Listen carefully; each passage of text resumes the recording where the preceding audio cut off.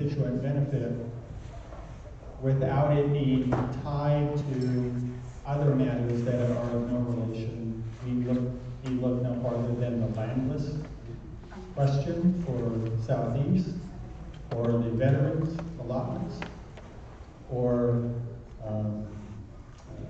any other matter where on the merits of a bill we should prevail, but because it's tied into a partisan struggle which really has no sensitivity to our particular issues, is decided as a raft of bills that are put together at the end of the period with little notice, little review or consultation, and is decided on the basis of what interest can be helped or hurt without regard to the particular merits of the bill, and whether or not that package of bills, often called an omnibus, which is just an aggregation of a number of bills,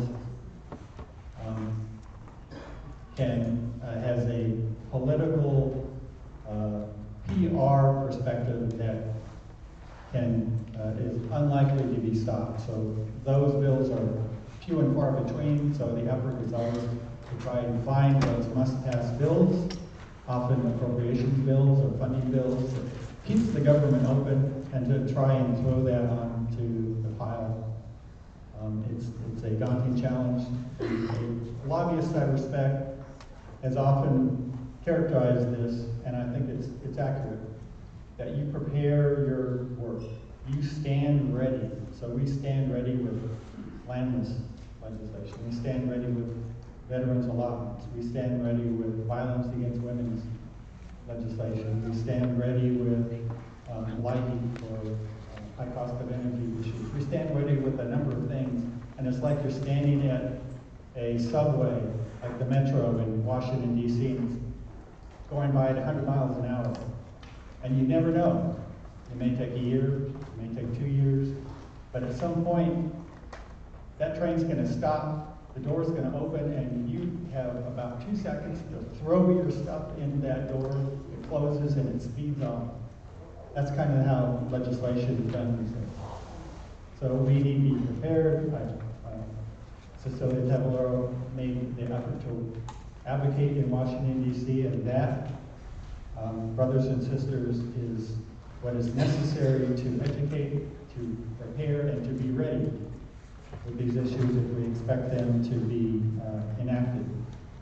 The courts are increasingly conservative, and unfortunately there are a number of what I will term anti-Indian folks who have a history of making bad decisions with good facts and bad rules that have harmed our folks, that are now increasingly in place, that take the opposite view of what has been the construction for the canons of Indian law for over 200 years, and that is that the Indian canon construction means that law should be liberally contrived to the favor of the Indian unless there is a specific reservation of right against them.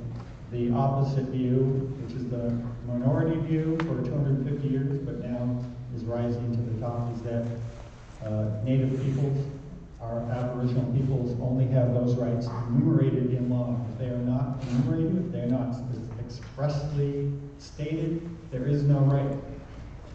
We are fighting that change in policy and perspective, but it means now with the change in the courts that we are likely to have a different attitude towards filing lawsuits with the court system. Teton in 1955, the 1955 decision on the Tongass National Forest was an example of great facts, bad decision.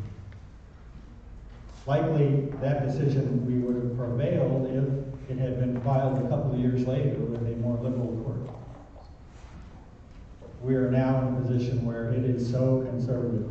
I think many tribes are now thinking that avoiding filing litigation is a necessary response to the conservative bent of the courts, both in the appellate and in the that will have a major impact on what we do going forward.